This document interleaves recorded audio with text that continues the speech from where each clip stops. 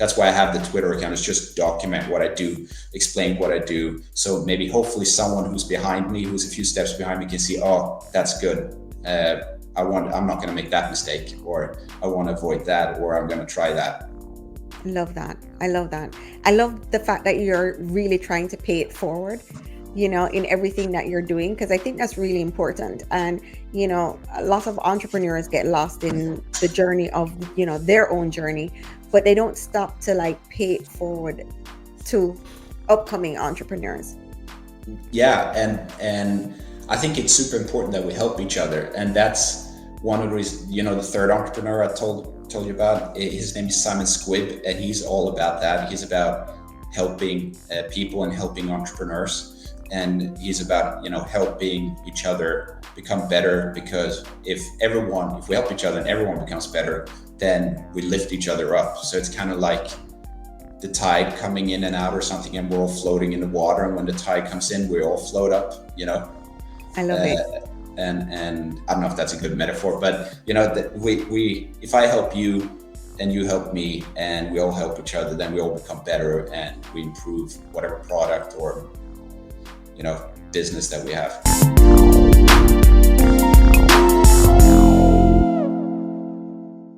Hello. Welcome, everyone, and thank you for joining us today. On today's episode, we have Gabriel Lindh, and he's going to be exploring his journey, telling us about what he's been up to. Gabriel, thank you so much for coming on today. Thank you. It's a pleasure to be here. I'm really excited. Oh, likewise. I can't wait to dive into this.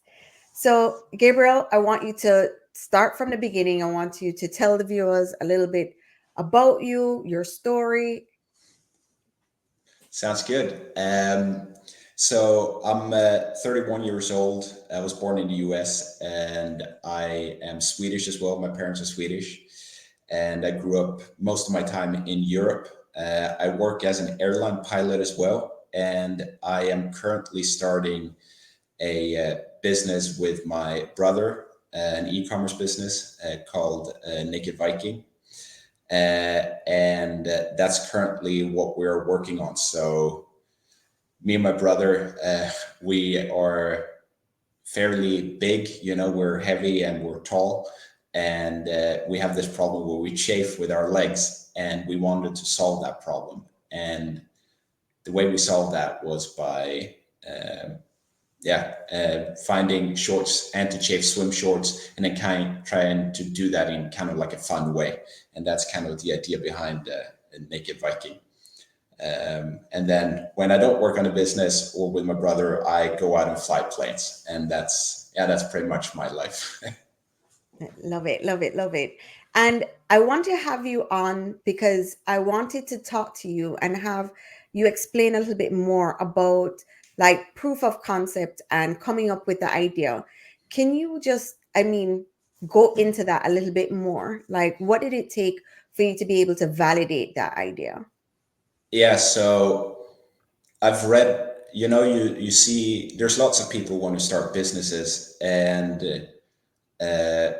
this we wanted to do the same thing. But what a lot of people I see online, at least, is that they just start something and then they don't really test to see if that's something that even their market wants, or if there's any need for it. Mm-hmm. And when I spoke with my brother about that, I told him that, instead of just starting something and then spending weeks or months, or possibly even years, designing something and working on something and then finding out that no one wants it, we said that let's just, test demand a little bit and just kind of do a proof of concept. So what we did was before we even had a name, before anything, we just had the idea. We wanted to create anti-chafe swim shorts. That was it. And we wanted to do it in a fun way. And we didn't even have, name, or knew that it was going to be about Sweden or like, Swedish Vikings, anything like that. We just had the idea. So what we did was we created a list of people that we thought were interested in this in our network and in the people we know, their network as well. So we created this list, and then we sent out messages called, Messenger, things like that, and asked them if they would be interested in something like this. And most people said no, but there were some people who said yes. And then we asked them, are you willing to pre-order the shorts, and then we'll give you the shorts at some point in the future. We don't know yet. We haven't designed them yet. It's going to take months. But if you're willing to take that risk, you can buy the shorts now for a very reduced price, and then we'll give them to you once they're ready. And we had a couple of people say yes to that, which was resulted in pre-orders of a few $100s, which is not a lot, but and maybe not proof of that this is $1 million idea, but it was enough for us to explore the idea further and at least fulfill the pre-orders that people have made. That's awesome. That's awesome. And I find that a lot of people, when they think about an idea, they either sit and mull over the idea for a very long time and don't go any further with it, or they go into this phase where they're, okay, we're going to do everything, create a logo, create this business, but no proof of concept to see if it really worked. Like, how, or have you ever had a business before where you've Yes. done that? Okay. What other Yeah. businesses have you had? I had a web design business, and then I did a drop shipping business just before COVID hit. And those are two things that I've worked on. And they've made money, but it's not like, I made a little bit of money off of that, but it's not like it was massive amounts of success. But, you keep learning and you stack skills, and then you kind of, build on top of that. And that's how I learned that maybe we should test the idea first before we have anything, before the name, before the logo, we had nothing. And then we tested the idea, and then, that's how we moved forward. And I think that everyone should try and do that, because that's what I feel, at least, because people seem like they just, I want to start a business, and then they start building a website, they start making the logo, they start coding or programming, which is good, but you don't even know if this People want what you idea, have to sell. Yeah. you don't even know if this is going to sell anything. Agreed. And maybe ours doesn't prove yet if it's going to sell a lot, but at least we have a little bit of financial support and a little bit of money to back our claim, saying, oh, there is some interest. Right. Yeah. And what made you want to go into business with your brother? Was it because you're solving the problem for both of you, or how did that come about? Well, the first two businesses I did myself, because he was studying. So he studied business in school, and he wanted to finish his bachelor's degree, and he has a master's now. So he wanted to finish that. And I was like, I can't wait for him. So I'll just start doing the others. We didn't even have the idea at the time for this business that we're working on right now. But so I was like, I'll just do something by myself. And then if he wants to join at some point, or we start something together in the future, then that's fine. So I just started building, and then he finished studying. And then he was like, do you want to start a business? And I was like, yeah, let's do it. And then that's how we got started. And he doesn't have, this is his first business, so he doesn't maybe have as much experience in terms of starting a business as I have. Not that I have a lot, but I have a little bit, and I've made a little bit of money online, and he hasn't made any money online, but he's a very good salesperson. He's a very natural, like, he's good at talking, he's when we're talking with manufacturers and things like that, I just let him I'm sitting there like we are right now, but I'm just sitting and being quiet and ask a question here and there, but I just let him handle the entire thing, because he has like this natural instinct Ability. to ask questions. Yeah. Or I don't know how he learned it, but he's just natural at that. So I just let him handle all that stuff. And he's very good at writing emails as well. So he's writing in our newsletter, he's writing all those emails, because he comes up with really funny ideas. And so that's kind of how we complement each other. I'm more the guy who does maybe a little bit more of the technical stuff, and he's more the face outward, so to speak, and the nice guy that people want to talk to. I love that. I love that you have that relationship, and that that's his strengths, and you play on that.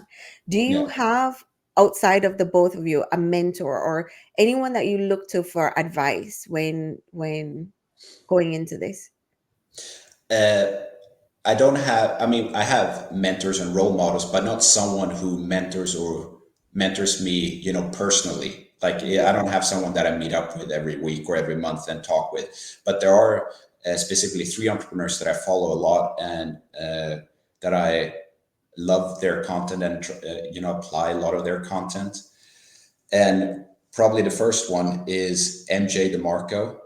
So he's written two books, or three books actually. One of them, which is the one that I fell in love with and kind of got me started in business, which is The Millionaire Fastlane. Don't be deceived by the name. It's a fantastic book.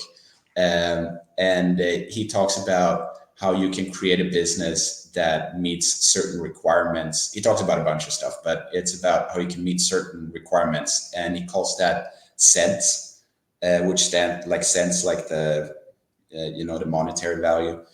So he calls it C, which is for control, E for entry, N for need, T for time, and then S for scale. So if you can meet all those requirements, then you have a business that is probably going to survive and thrive. And that's kind of what we want to build our business around. Nice. Nice. And what are the other ones? The other one is Noah Kagan, and that's kind of how we got started with testing our idea first, because he has like a thing called the $1,000,000 Weekend. I think it's called that. It's a book, and he's made some YouTube videos about them, where he talks about that you create a business in 48 hours, and that's when we thought of where I learned to create test the demand, and create some form of interest for our product. So that's how we start out with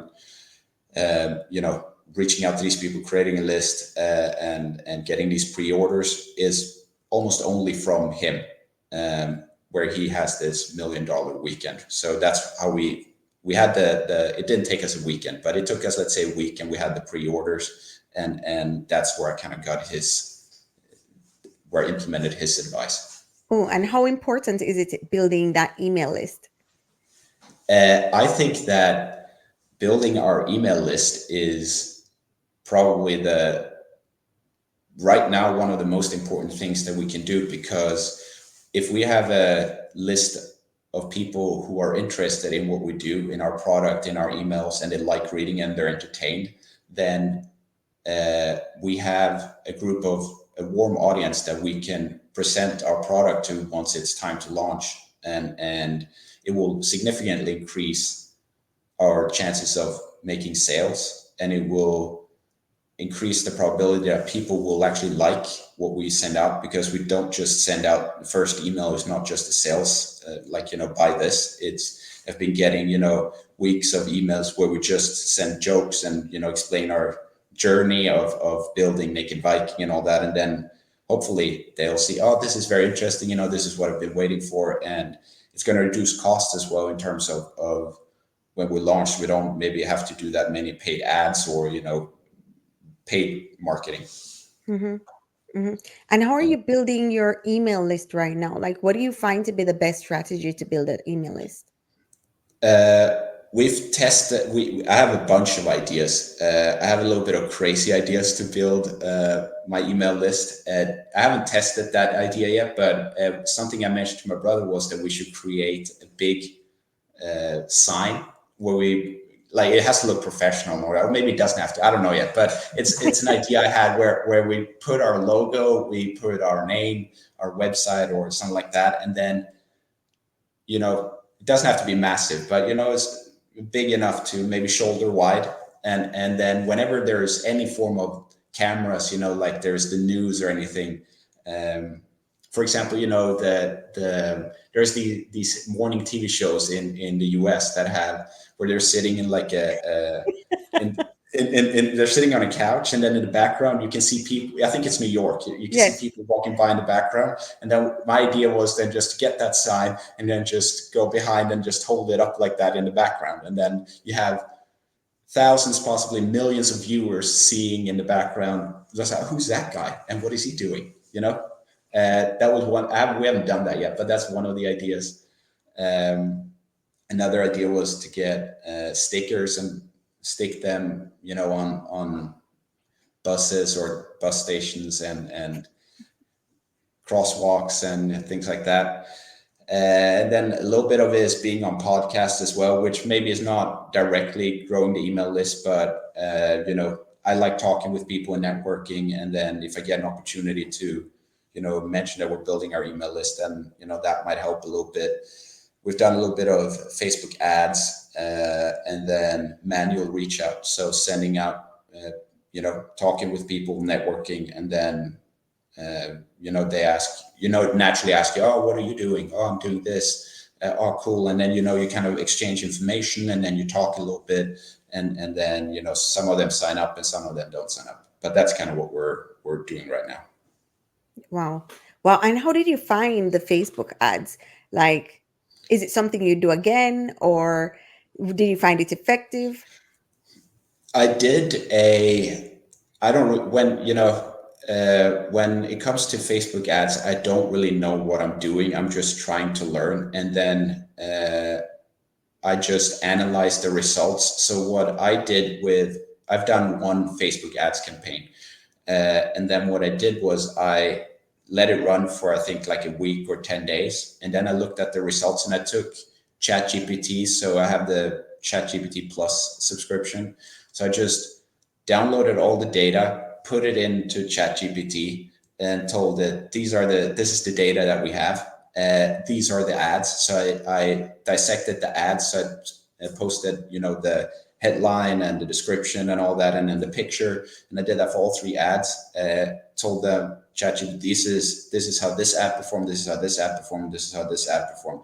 Analyze it. And then it analyzed it. And then it said, and then I asked it, what do you recommend that we improve? And then it kind of came up with recommendations how to improve. And then I asked it, so how would this look like if we would make ads out of this, with these improvements? And then it created, a list of ads that we then modified a little bit, because ChatGPT never creates anything that is perfect. You always need to modify and adjust. Right. But that's what we did. And then we adjusted that. And now those ads are almost done. But then we're going to try again to launch these and see if this goes any better. Maybe it doesn't. I don't know. But I thought I wanted to take a very analytical and data-driven approach to improving the ads. And this was the best way I could think of it when I don't know what I'm doing, really. Oh, I love it. I love it. And I mean, it makes sense, right? Yeah. So then at least you'll be able to get the data again, put it back in, and then analyze it again. Yeah. So that's the idea then. Then I use the same chat with the next ads and say, okay, this was the results of these ads. This is what happened. What can we do now to improve it? Mm-hmm. And I also, because on X or Twitter, where I'm most active, I created a thread a couple of weeks ago with the analysis of everything from this first ads campaign. So I said, this is what we paid.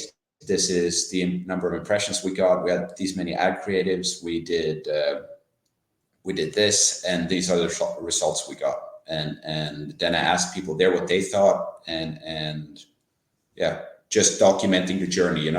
That's why I have the Twitter account, is just document what I do, explain what I do. So maybe hopefully someone who's behind me, who's a few steps behind me, can see, oh, that's good. I'm not going to make that mistake, or I want to avoid that, or I'm going to try that.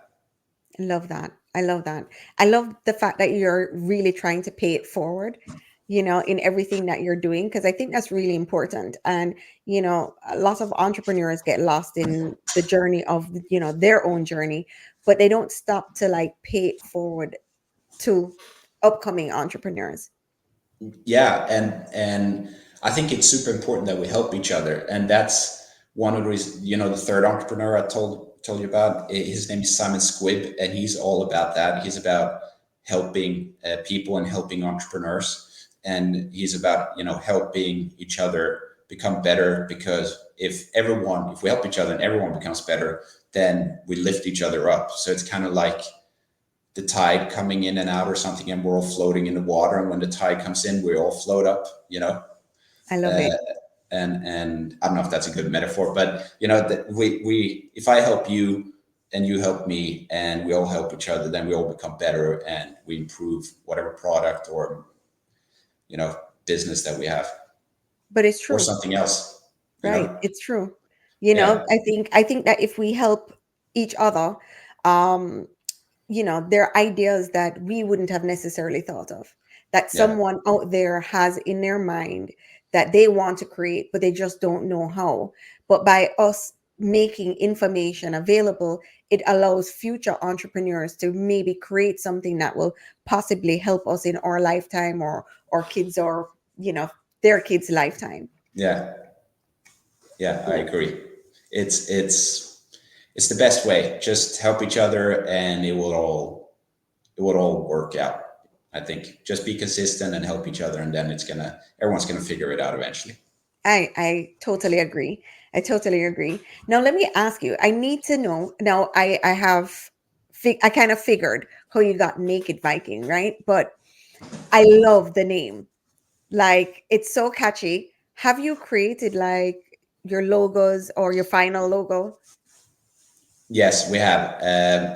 It took us a long time to create the logo because we wanted to have a story behind it. So we wanted to have something that that's not just a logo. It has to be a story behind it. So, and behind the name as well. We want to create something that's not just a pair of swim shorts, but there's actually a story and there's actually something, something that you can tell, like a story you can tell. So what we did was we had my brother has a friend who's a graphic designer, so he helped us with this.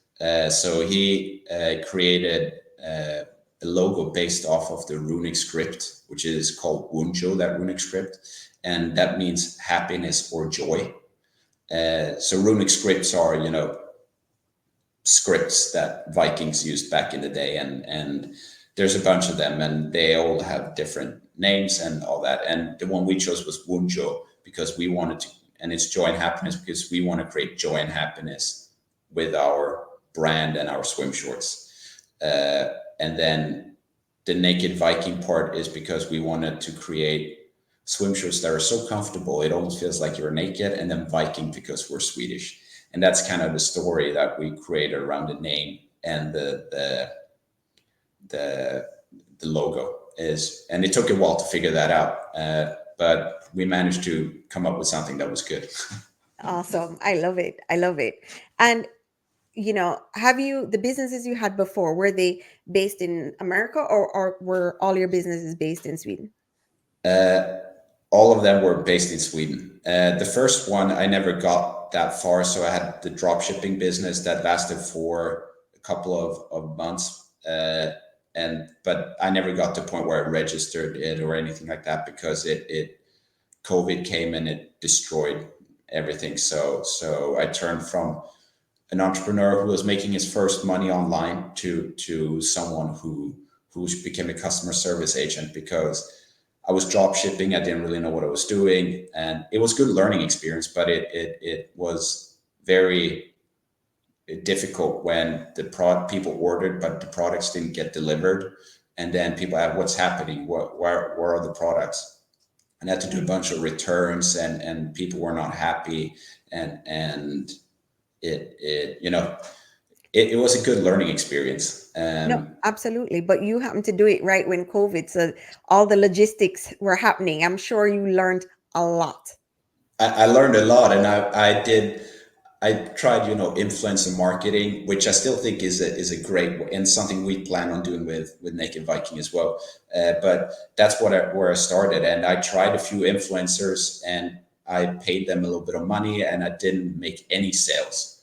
And then I tried, I think it's like the fourth one or something where I'm trying it, and it's like I don't have a lot of money, and this, but I'm gonna try it now and see if this works, and then it worked, and I made a couple of $100 off of that. But then eventually all orders were delivered, or I refunded those who didn't want to wait. But uh, then COVID came, and it was a little bit of a punch in the stomach, because it was the first time I made money, and then it just turned upside down.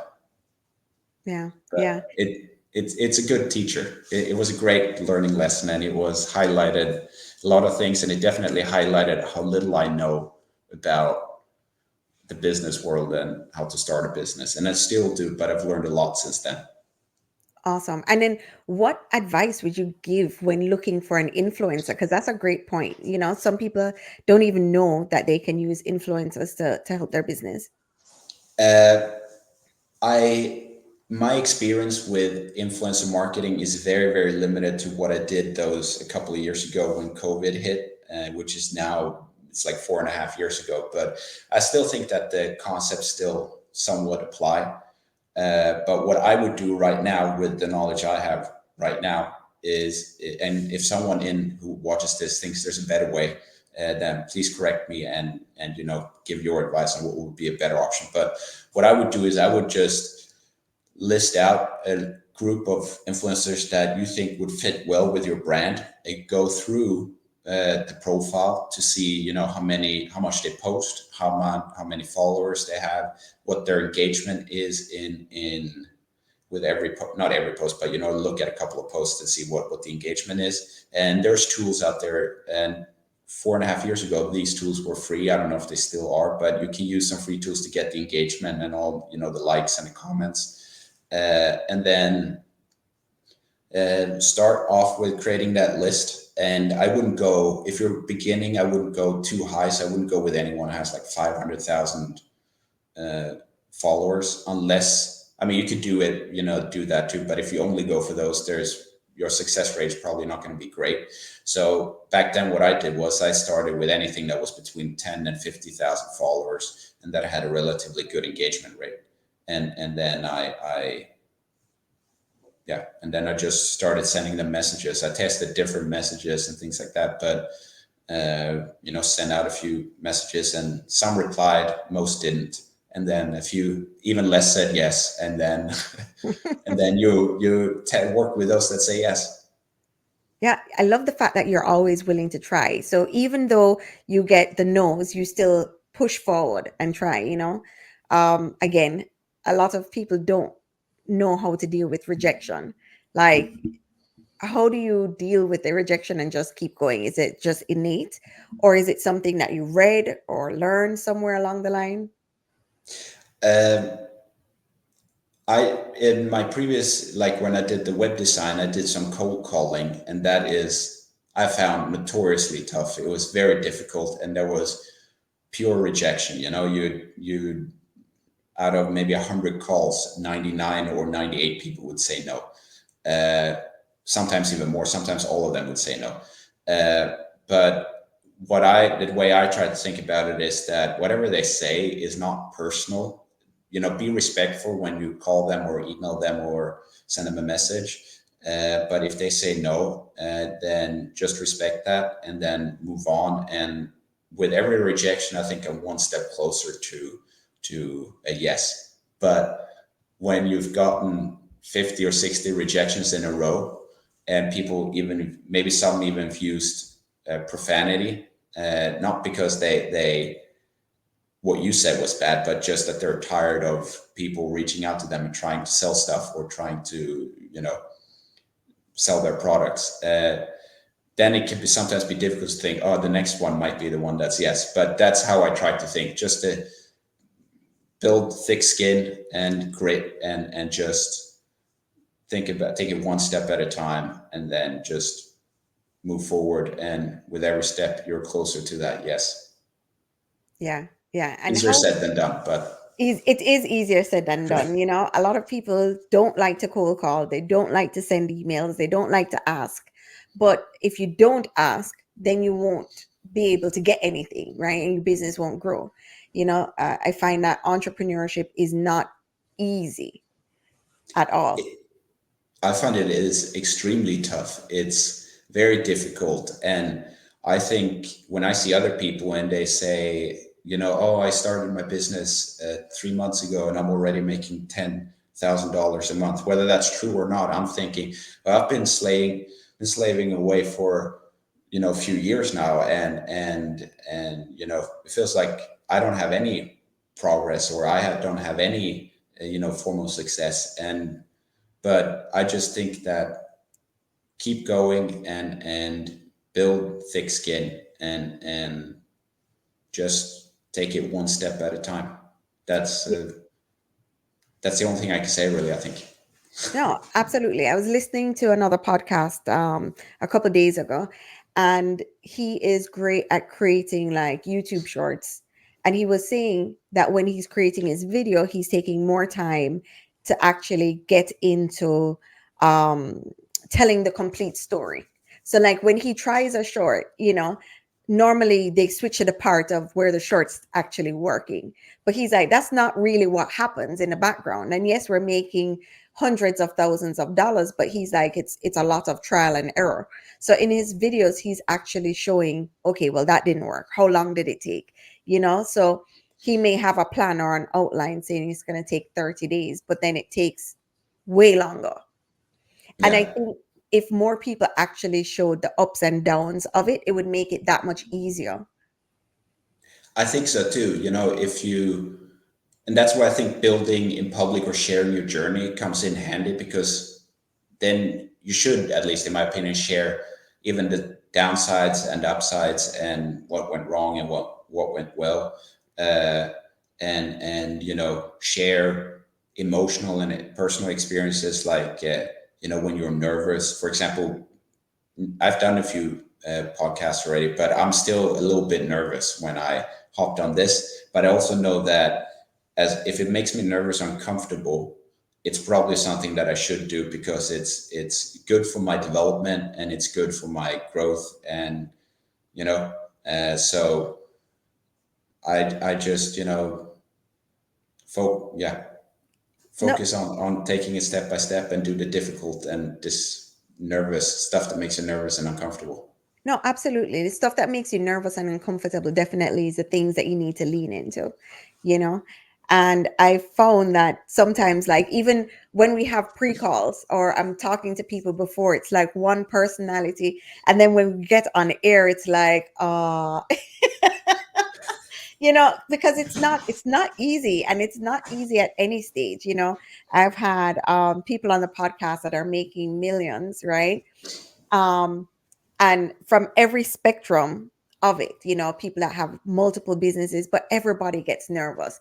And I think we forget to remember that we're all human, right? At the end of the day, we all have the same anxieties and fears, and you know Yeah, I think that the anxiety and fear never goes away. It's just that you maybe challenge yourself more and you expand your area of comfort. So you have to go further to become uncomfortable. But still think that, even people like Elon Musk or Mark Zuckerberg are still nervous or feel discomfort with certain things they do in their business or outside of their business. It's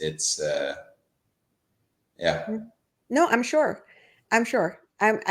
because I mean, we all have the same thoughts, right? Yeah, And for whatever reason, we think we're all different from each other. yeah. Yeah. It's we're all humans. Exactly, exactly. Okay, so let me ask, what are your big dreams and big goals for your brand? uh, Perhaps the first goal is, or what we want to do is, help people stop chafing, uh, and hopefully that people have fun along the way. So if they're subscribed to our newsletter, that they have fun and they actually enjoy reading our stuff, or enjoy reading the product description, or the yeah, just enjoy reading all the stuff that we write. That's the first goal. And then if we can do that and at the same time sustain ourselves, so the business actually is profitable, then that would be great as well. And then if we can take it to a level where we can help people stop chafing and laugh and have fun along the way, with maybe millions of people, then that would be a dream come true. Oh, awesome. We also want to do create something that where we don't know yet how we're, like, it's a little bit early to decide how we're gonna do this and all that, but some of the profits at some point, once we are selling regularly and our profit goal is to donate to charity. So we don't know yet what charity or anything like that. We've asked our subscribers a little bit what they think, but we want to give something to charity or something like that. Don't know what yet, but some of the profits are going to go to some form of charity. I love that. I love that. Okay, so I've never done this before, and I'm going to do it now, right? Okay. So I want you to imagine 5 years in the future. What would that future look like if you had your ideal outcome? So if everything that you ever wanted were to happen, what would that be? I would want to, if everything I ever wanted, then that would be so I can help people or whatever I do, whether it's through Naked Viking or something else that it helps people, and then that I can spend time seeing my family and spend time with my family. So my future kids, parents, wife, and just be with them, and that they are healthy and that I'm healthy while I spend that time with them. Awesome. Awesome. And then looking back, if you're telling yourself from that five, you're there, everybody's healthy, you're happy, and you're giving yourself advice, what advice would you give yourself? To back from that future back to now. From right, that future you is giving yourself advice. And it could be 10 years, it could be like you're giving your past self advice, and it doesn't matter how many years, but you're giving yourself advice. What advice would you give yourself? Learn, stay consistent, and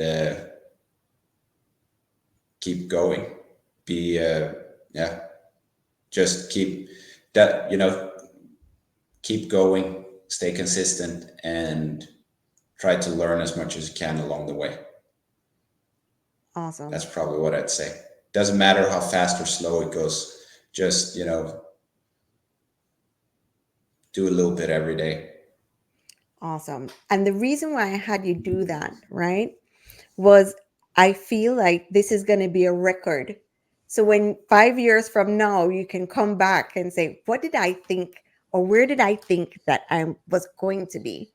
So when your brand is super successful, you're like, huh, you can look back at this episode and be like, okay, I remember her asking me this question. Yeah, I hopefully it happens in 5 years. I mean, I remember when I started this, starting with businesses and things like that, and I imagined where I wanted to be in 5 or 10 years. And if you look back, I started my first like 4.5 years ago. But if you'd asked me 4.5 years ago where I'd be now, then I think I'd be further than what I actually am right now. Which maybe highlights also that things take longer and require a lot more work than what you initially think. Mm-hmm. But once it starts to Yeah, accelerate, it goes fast. yeah. When it, I mean, it's it. There's an entrepreneur called Alex Ramosi, and he talks about building a bridge, and if you look at the bridge, like once the bridge is complete, you make money. But before that, you can't cross the bridge until the bridge is complete because it might be unsafe and it could collapse. So the metaphor is with every brick that you put in, which is learning or making progress or doing something, taking action. With every brick you put in, you get closer to making money in this case, but you won't be making any money until the last brick has been laid. So that's how I try to think about it. You have to do this enormous amount of work and dedication and consistency before you actually get to a point where you make money or it all pays off, whether it's through money or if it's in relationships or health or working out. You have to put in a lot of work before you see the results. That's how I think about it, and I No, thought that was a good metaphor. It is a great metaphor and it's absolutely correct. You know, a lot of businesses, you don't see anything and it's slow, and then you hit a point and then it just accelerates, you Yeah. know? So that's what I wish for you, that it accelerates, that it takes off, that it's everything that you hope it can be. I hope so. We have a very good feeling about this, and it's difficult. It's very difficult, and it's challenging sometimes, and there's lots of problems that I think about right now that I will come up, but I don't know how we're going to solve these problems yet. But I try to think that it doesn't matter how I'm going to solve them right now because it's not currently the problem that I have in front of me. And right now, the only goal should always be just to solve whatever problem you have in front of you, like the most urgent problem in front of you.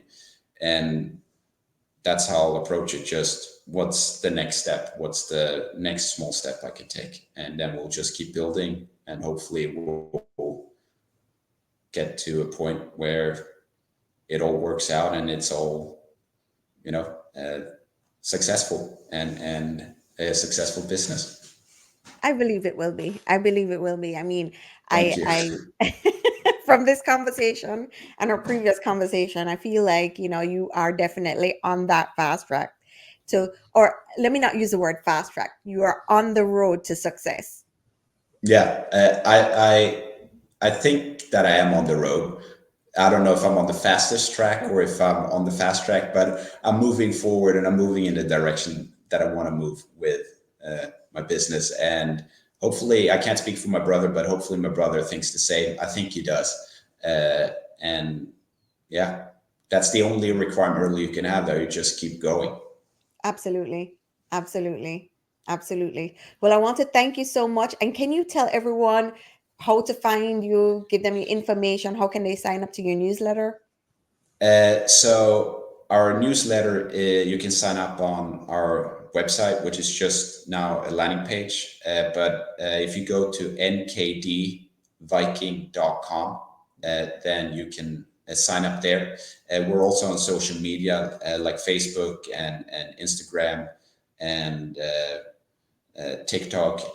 That's also just NKD Viking. So that's where people can sign up. And then if they like my personal brand, or that's where I share the journey of building the business, it's on Twitter, which is where has nothing to do with the business. It's just my personal journey of building the business, and that's I think it is Gabriel and then underscore Lindh, so Lindh. Awesome. Awesome. Well, thank you so much, Gabriel. It was a pleasure having you on. Thank you. It was great being on. Thank you for tuning into today's episode of Entrepreneurial Truth. One tool that I can truly recommend on how you can organize and execute systems is Notion.